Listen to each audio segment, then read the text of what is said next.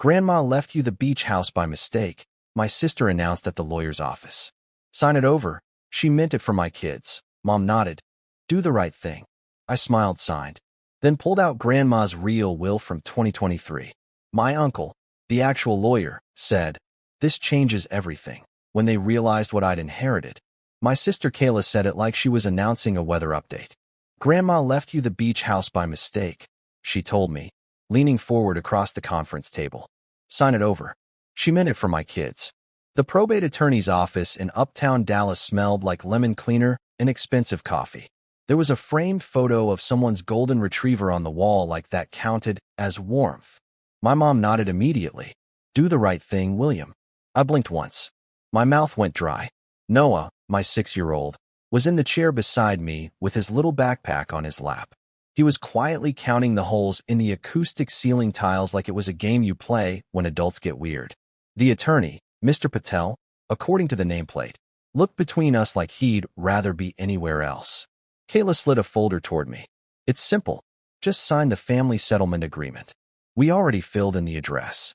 I glanced down, and my brain did this cold math thing it does in emergencies.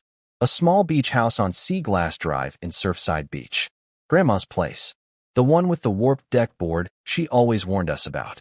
I said, "You're telling me Grandma wrote a will, left me the house, and you think it was an accident?" Kayla's smile was sharp. She was 87. She got confused.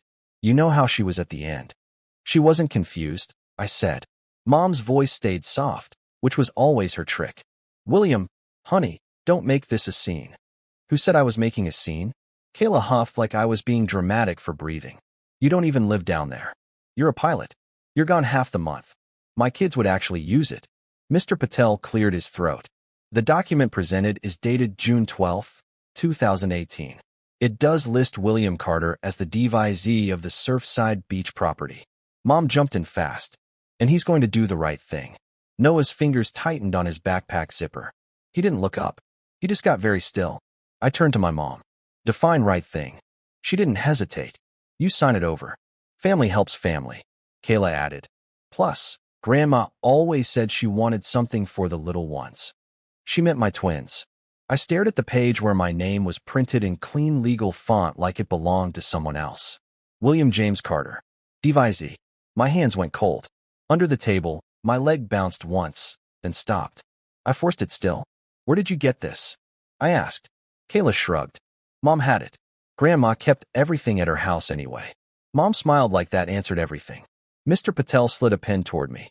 This agreement would need to be executed properly and filed with the court, but yes, your signature would indicate you're disclaiming your interest in the property. Kayla's eyes stayed on the pen like it was candy. Mom said, "Please don't be selfish." Noah whispered, barely audible, "Dad."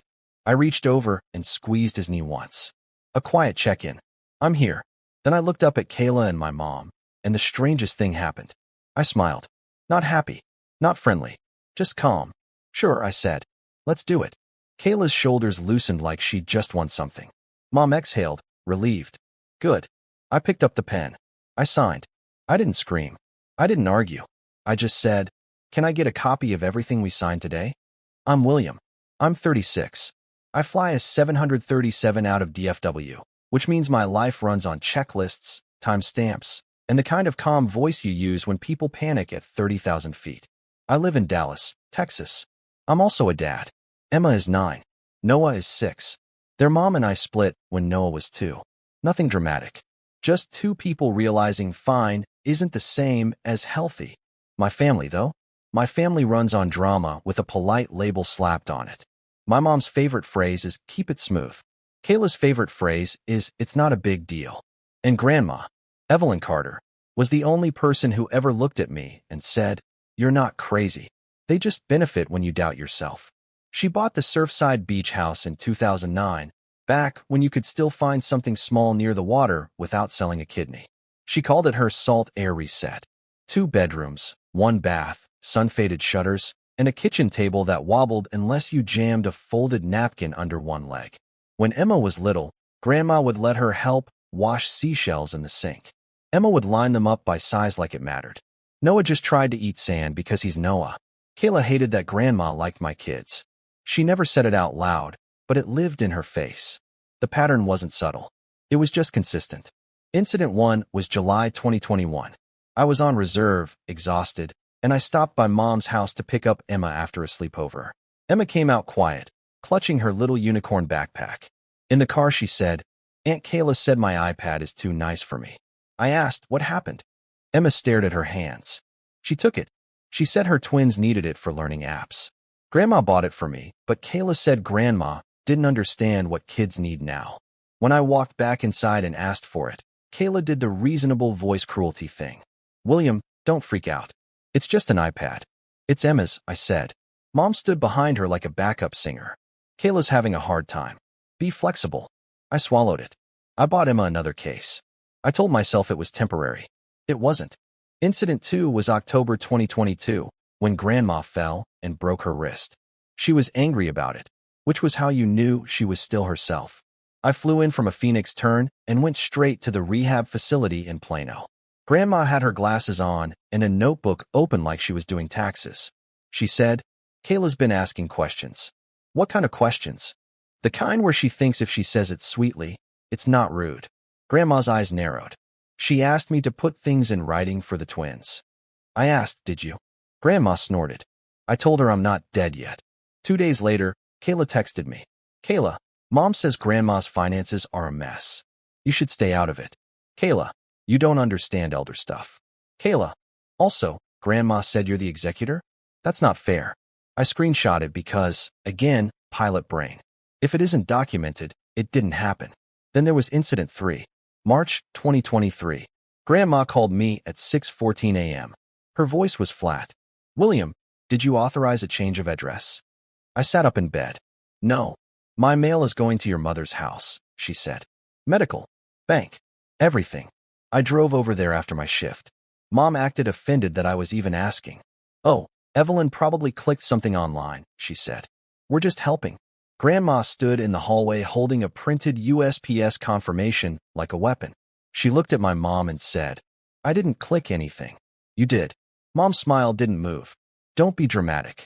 Grandma turned to me and said, "Take me to the bank." At Wells Fargo in Lakewood, the teller confirmed the address change was done in person.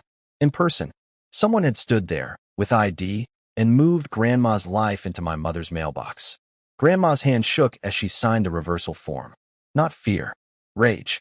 In the car, she said quietly, "If anything happens to me, they will try to take what I leave your kids." I said, "Then don't leave anything. Spend it. Travel. Burn it on cruise ship bingo." She actually laughed. Then she said, "No, I'm going to do it correctly. And I'm going to do it in writing they can't smooth away." That summer, she asked me to drive her to my uncle's office. Uncle Ray is her younger brother. He's a lawyer, not the TV kind, the actual kind who keeps paper copies and a safe. Grandma walked in with a folder and said, "I want a new will. 2023, and I want it clean." Uncle Ray looked at me once and said, "William, you can wait outside." Grandma waved me off. "No, he stays."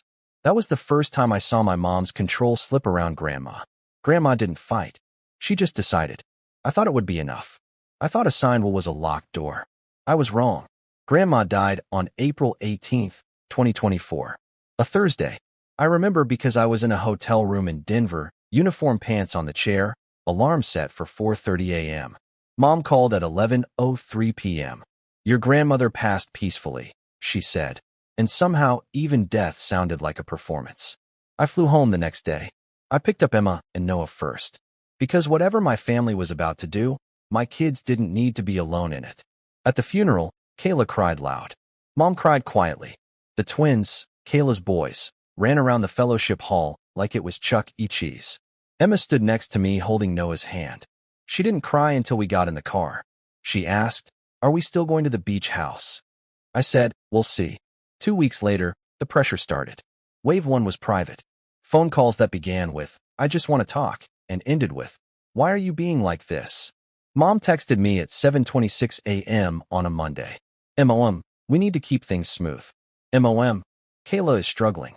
"MOM, the twins deserve stability." Kayla sent a voice memo. "You're always gone, Will. You want to hoard a house you never use? Grandma would hate that." I didn't respond. I saved it. Then Wave 2 hit. Practical harm. The kind that shows you the plan. On May 9th, I got an email from Surfside Beach Dunes HOA. Subject: unauthorized short-term rental listing. I read it twice. Then I clicked the link. It opened a VRBO listing. Cozy family beach house. Walk to the sand. Sleeps 6. The photos were Grandma's living room. Grandma's floral couch. Emma's old shell picture still taped crooked on the wall. The host name? Kayla R. My mouth went dry again. Same feeling as the lawyer's office. Like my body recognized a threat before my brain finished the sentence. I called Kayla. She answered cheerful.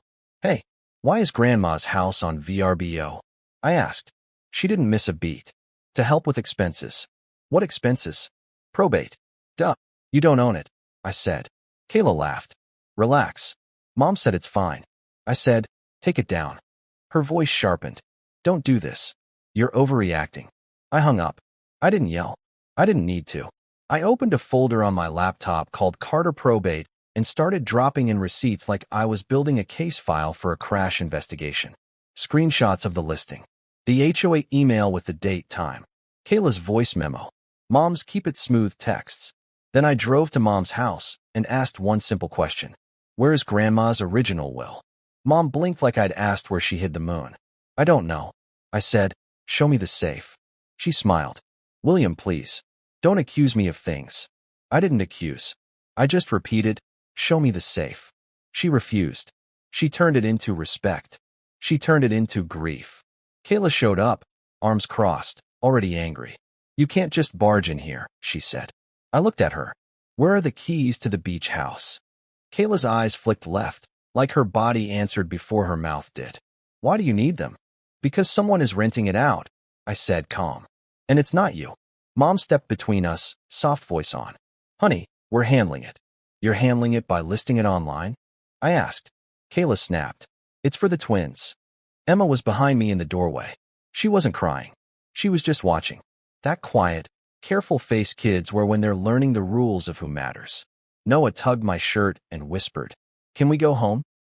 That moment did something to me. I felt it click. I asked Kayla, what's the address on the listing? She rolled her eyes. Why? Say it, I said.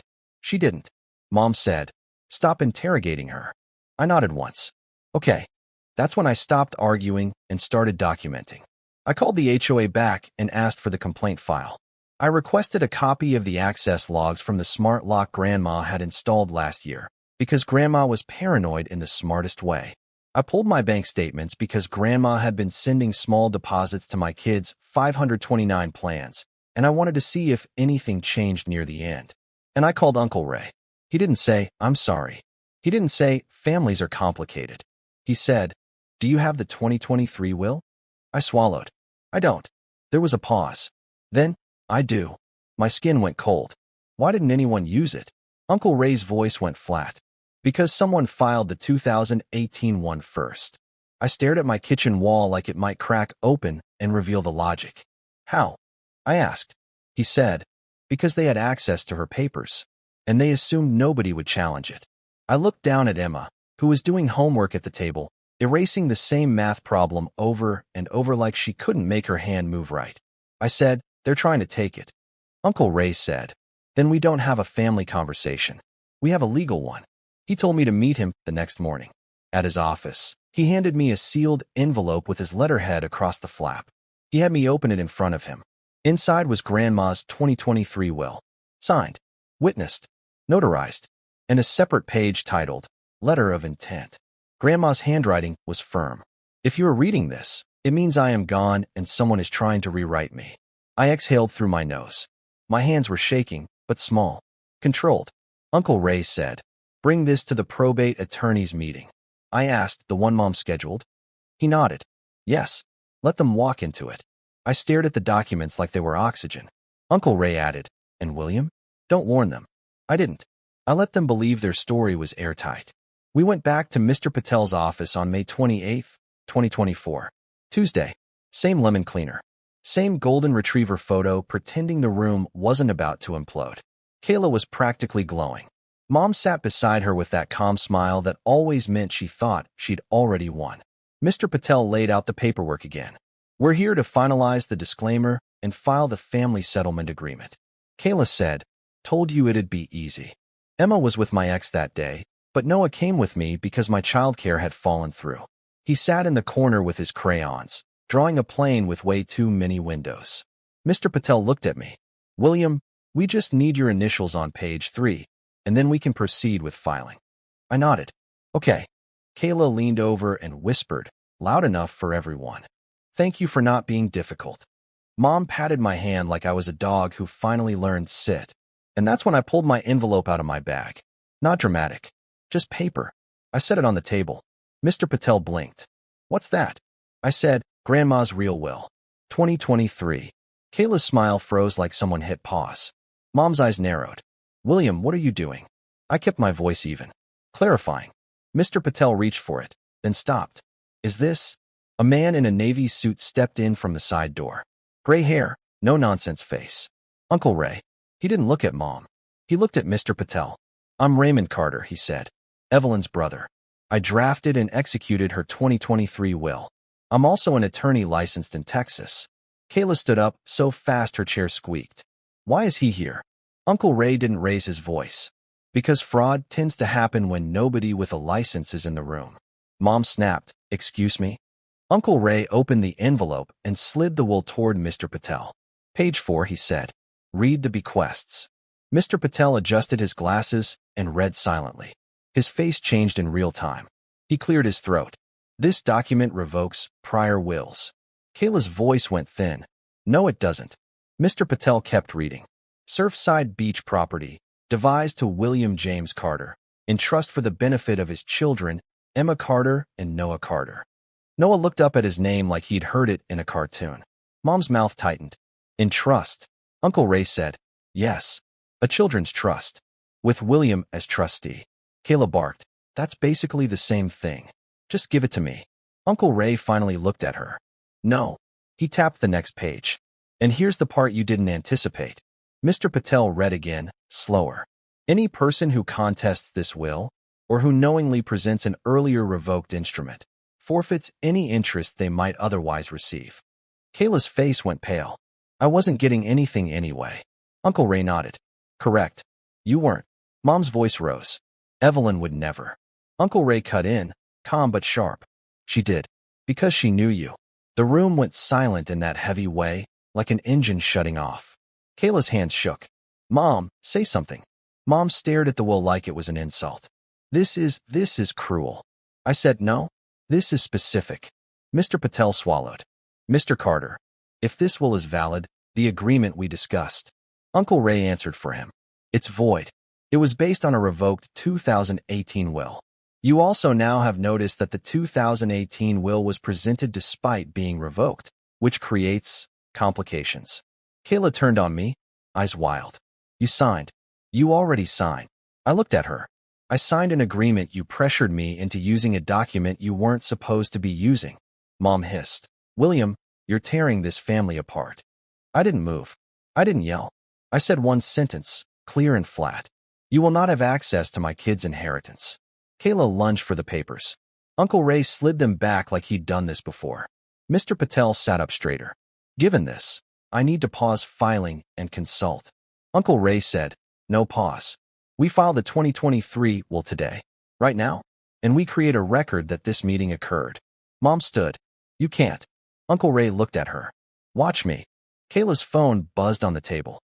I saw the screen, a notification from VRBO. "Your listing is at risk of removal due to complaint." "Receipts arriving on time." Mr. Patel asked, "Do you have documentation of the listing?" I slid my folder across the table. Screenshots. HOA complaint. Dates. And the lock log showing Kayla accessed the house 3 times last week. Kayla's breath hitched. "You tracked me." "I documented you," I corrected. Mom's face finally cracked. "William, please." I didn't negotiate reality. Uncle Ray turned to Mr. Patel. "I want a case number for the amended filing." Mr. Patel nodded, already typing. And that was the irreversible step. We filed Grandma's 2023 will into the record that day. Before we left the office, Uncle Ray also handed Mr. Patel a simple letter. Notice to cease and desist. No more listings. No more access. No more speaking for my kids. Kayla followed us into the hallway, voice shaking. You're doing this over a house. I looked back at her. I'm doing this over my children, I said. Then I walked out. 2 days later, I drove to Surfside with Emma and Noah. I didn't tell my mom. I didn't tell Kayla. I brought a locksmith. I brought a new smart lock.